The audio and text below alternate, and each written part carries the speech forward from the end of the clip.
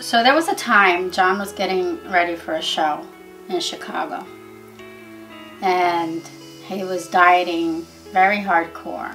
As John's mom, I wasn't happy that he chose bodybuilding because he's my child, and there's just some aspects that I don't agree with, but eventually, you know, you have to accept things for what they are. And that, I think, was the pivotal moment for me. Of course, everyone dreams, let's say, of hitting the lottery. You know, how many people actually hit it? You know, it's not that many. And most sports, it's the same thing. You know, most kids start out, they want to, you know, they dream of themselves being the next Michael Jordan, you know, the next great quarterback, whoever that may be. You know, the next home run slugger. And in bodybuilding, it's the next Mr. Olympia. And, you know, just reaching that Olympia stage, I think most people don't realize how much time has to be invested for you to reach that point, to reach that stage and compete, let's say, with the 15, 19, 20 plus guys, the best the world, you could say, in that sport. You know, it takes a lot of dedication, a lot of time. You have to invest a lot. Sometimes it's a sport that people say that it's mainly all about yourself, because when you diet, you know, it's all about yourself. You train, it's all about yourself. But really, it's not. You need support. You need, you know, there's other team members involved that most people don't actually get to see. You need the support of your wife, your family, your brothers, your sisters, your trainer, your coaches. There's a lot behind the scenes that people don't actually get to see. Raising 4 kids is no easy feat for anyone. You know, but it was hard and it wasn't, because, you know, I felt like I was a kid with like little kids, because I felt young, and I was young, and sometimes, you know, there were pressures and stuff, but you know, it was hard and it wasn't. I looked at life, and people ask me today, how did you raise 4 kids? How did you do it? It's like, you know, you don't think about it. You're an automatic pilot. You know, you have 1 diaper to change, so you'll change the other one. You have 1 bottle to fix, you fix 2 bottles. You know, financially is a totally different thing, you know. I always managed to do anything and everything possible legally to make sure that, you know, we had all the things that we needed. You know, I used to sell, you know, albums. I used to make photo albums. I used to decorate towels. I used to sell stuff out of magazines, stuff that, you know, you don't hear about today.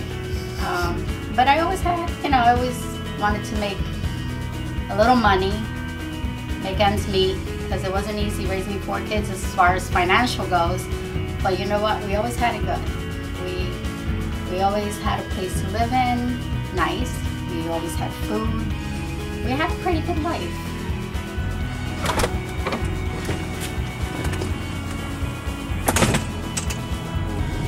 We're on our way down to the gym to get a good leg session today.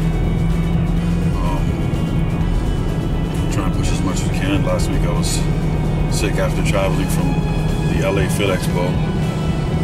So caught a little bug, was out for like 4 days, and then unfortunately I passed a kidney stone, which was not fun, but we're back, we feel good, and I'm ready to go train, having fun.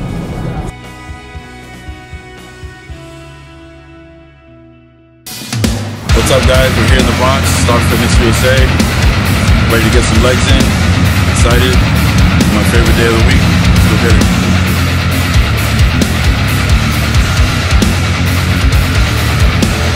Staring at the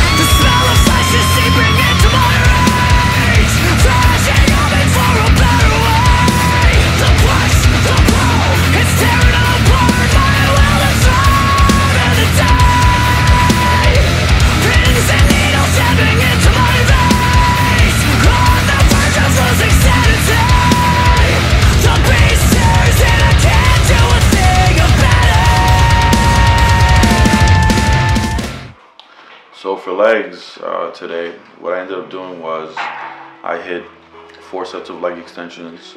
First 2 sets are just general light sets, just making sure I get enough fluid around the tissue and really get, you know, my body accustomed to handling the weight again.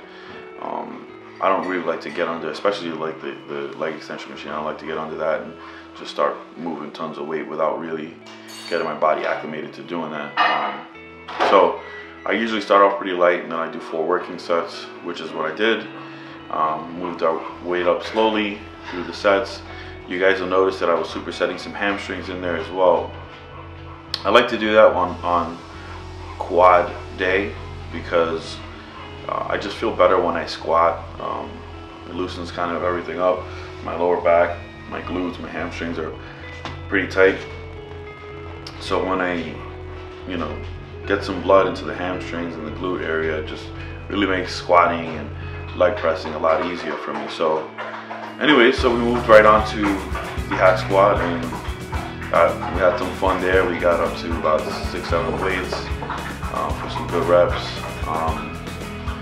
It was a lot of fun, man. I love lifting some weight like that and getting that rush, you know. So it was cool. From there, we moved on to the leg press, I believe. We did about 4 sets there, some leg pressing, and then we finished it off with some squats. Now I know everybody's gonna say, well, why'd you end with squats? I just feel like if the legs are already taxed and you end off with squats, it's less of an ego lift. And it sounds funny, but if you're starting off with squats, you're gonna be able to lift a whole lot more weight than if you're ending off with squats. So, and the squat, to be quite honest, is not just a quad movement, it's a quad, glute, hamstring movement. Some people make it a lower back movement too, I don't know. But I really like to be strict in my squats and make sure that I'm doing them correctly. And a lot of you guys will notice too that I was doing half reps this time. Normally I go, you know, ass to grass. But again, today was a quad emphasis kind of day, and you know, that's how I did my squats. I ended off with some heavy squats, I think 4 or 5. And then as the gym was closing down, we ended up getting some lunges in, you know, with about 100 pounds, 80 pounds, something like that on my back. So that was our workout today. It was pretty intense, moved quickly through the workout. I was training by myself, which is always good. At times, sometimes, you know, you need a spot or whatever, but Marco, as you guys will see, Marco Rivera, who's a good friend of mine, came in and helped me when I needed him. So, but yeah, I was able to move through the workout quickly, and again, I had a lot of fun. Leg day is one of my favorite days, so had some fun doing it. Can't wait to get back in front of the camera and show you guys what else I do. 13 weeks out from the Arnold Classic Brazil. We got a lot more training coming at you guys. A lot more footage, a lot more fun stuff. You know, I hope you guys enjoy this episode.